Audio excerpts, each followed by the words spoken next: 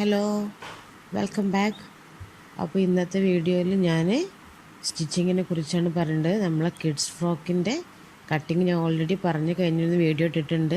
അപ്പോൾ അധികം വൈകാതെ നമുക്ക് സ്റ്റാർട്ട് ചെയ്യാം. ഇനി ഫസ്റ്റായിട്ട് നമുക്ക് ചെയ്യാനുള്ളത് ഒരു 3 ഇഞ്ച് വീതിയും ഒരു 5 ഇഞ്ച് ലെങ്ത്തുള്ള ഒരു ക്ലോത്ത് ഞാൻ മുറിച്ചെടുത്തിട്ടുണ്ട്. അതിൻ്റെ 3 സൈഡ് നമുക്കൊന്ന് സ്റ്റിച്ച് ചെയ്തെടുക്കണം. ഇത് കണ്ടല്ലോ, ഇതുപോലെ 3 സൈഡും നിങ്ങൾ സ്റ്റിച്ച് ചെയ്തെടുക്കുക.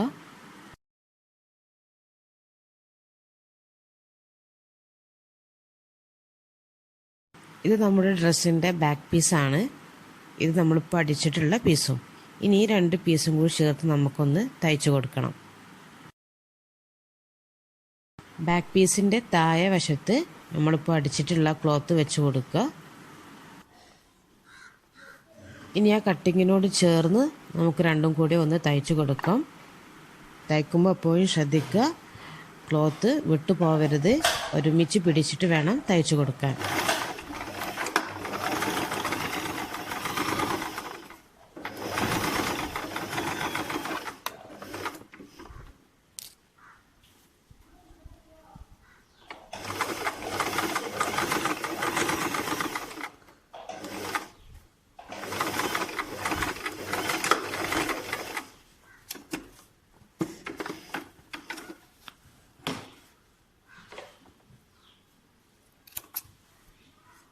കട്ട് ചെയ്തിട്ടുള്ള അതേ ലൈനിലൂടെ ഒന്നുകൂടെ കട്ട് ചെയ്ത് കൊടുക്കുക.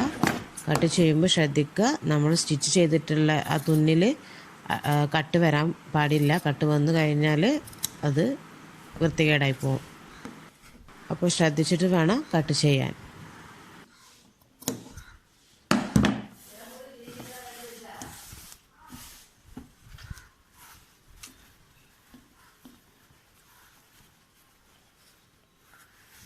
ഇനി ഈ ഭാഗം ഒന്ന് പതിച്ചടിച്ചു കൊടുക്കണം. എന്നാൽ മാത്രമേ ഒരു ഫിനിഷിങ് കിട്ടുള്ളൂ. വേണ്ടവർക്ക് അതൊന്ന് അയൺ ചെയ്തിട്ട് തയ്ച്ചു കൊടുത്താലും മതിയാകും. പക്ഷെ ഞാനിപ്പോൾ അയൺ ചെയ്യണില്ല, അല്ലാതെ തന്നെ സ്റ്റിച്ച് ചെയ്യാം.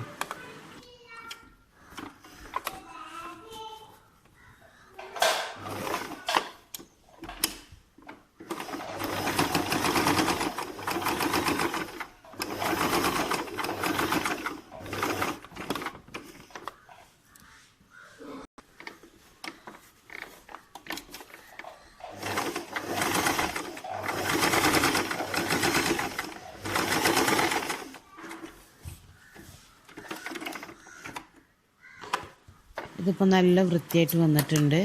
നിങ്ങൾ ചെയ്യുമ്പോഴും നല്ല നീറ്റിൽ അടിക്കുക. എന്നാൽ മാത്രമേ നമ്മൾ ഏത് ഉടുപ്പ് ഡ്രസ്സ് അടിക്കുമ്പോഴും ആ ഒരു ഫിനിഷിങ്ങിൽ കിട്ടുള്ളൂ. ഇനി ചെയ്യാനുള്ളത് ഷോൾഡർ കൂട്ടിക്കൊടുക്കുക എന്നുള്ളതാണ്. അതിന് വേണ്ടിയിട്ട് ബാക്ക് പീസിൻ്റെ നല്ല വശം ഫ്രണ്ട് പീസിൻ്റെ നല്ല വശം ഒരുമിച്ച് വെച്ചിട്ട് വേണം നമുക്ക് ഷോൾഡർ കൂട്ടിക്കൊടുക്കാൻ. അപ്പോൾ നമുക്ക് ഷോൾഡർ കൂട്ടിക്കൊടുക്കുക. ബാക്കി അത് കഴിഞ്ഞിട്ട് ചെയ്യാം.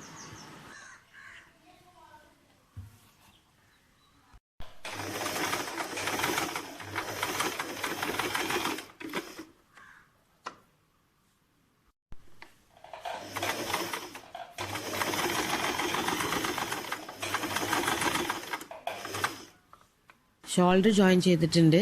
ഇനി ചെയ്യാനുള്ളത് കയ്യിനും അതുപോലെ നെക്കിനും പൈപ്പിംഗ് ചെയ്ത് കൊടുക്കുക എന്നുള്ളതാണ്. ഇത് ലൈനിങ് ഇല്ലാത്ത ഫ്രോക്ക് ആയതുകൊണ്ട് നമുക്ക് പൈപ്പിംഗ് ചെയ്തിട്ട് അടിക്കാം.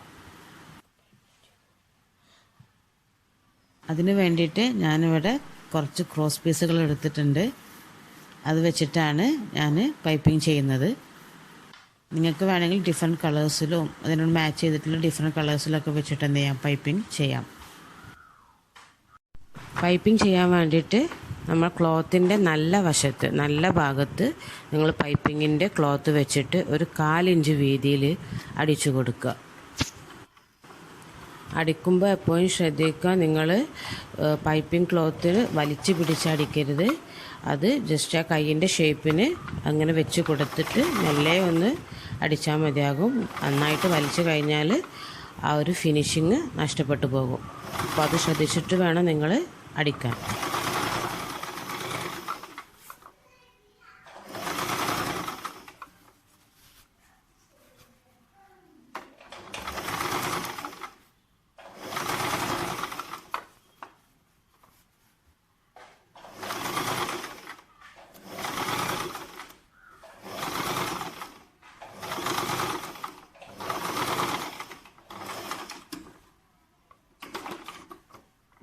ഇനി ചെയ്യാനുള്ളത് ഈ പൈപ്പിംഗ് ക്ലോത്തിനെ നമുക്ക് ഉൾവശത്തേക്ക് മടക്കി അടിക്കുക എന്നുള്ളതാണ്.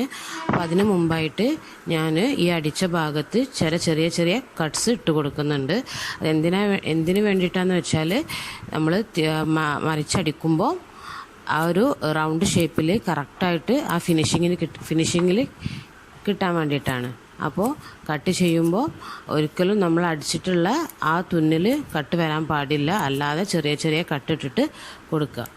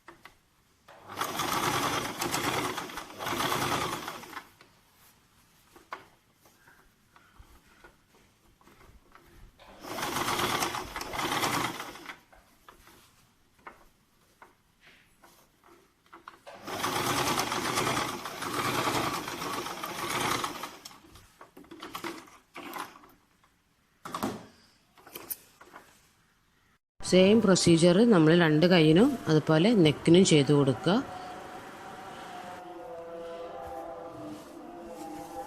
അപ്പോൾ നമ്മുടെ ഫ്രോക്ക് ഏകദേശം അടിച്ചു കഴിഞ്ഞിട്ടുണ്ട്.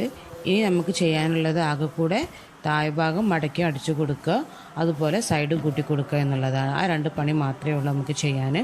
അപ്പോൾ ആദ്യം നിങ്ങൾ ഫ്രണ്ട് പീസിൻ്റെ അടിവശം ഡബിൾ ഫോൾഡിൽ മടക്കിയിട്ട് അടിച്ചു കൊടുക്കുക, അതുപോലെ തന്നെ ബാക്ക് പീസും ചെയ്ത് കൊടുക്കുക.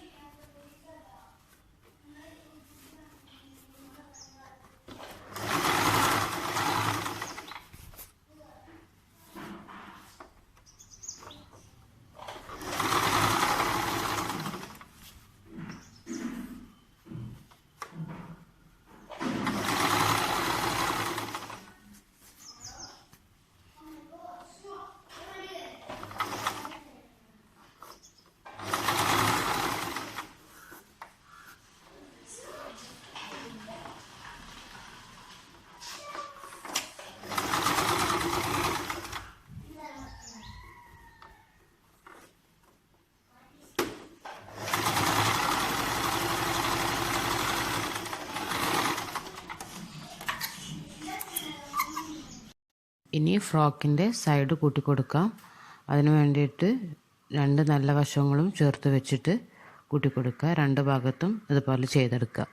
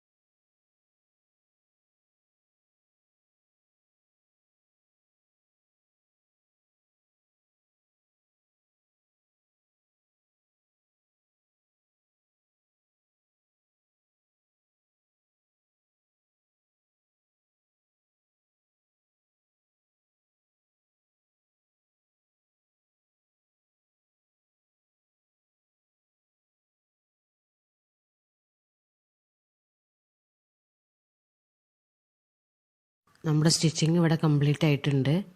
ഇനി എന്തെങ്കിലും നൂലുകളൊക്കെ ഉണ്ടെന്നുണ്ടെങ്കിൽ അതൊക്കെ വെട്ടി കളയുക. അതുപോലെ ബാക്ക് സൈഡിൽ ഇനി ഹൂക്സ് എന്തെങ്കിലും വെച്ചിട്ട് നമുക്ക് റെഡിയാക്കി എടുക്കാം.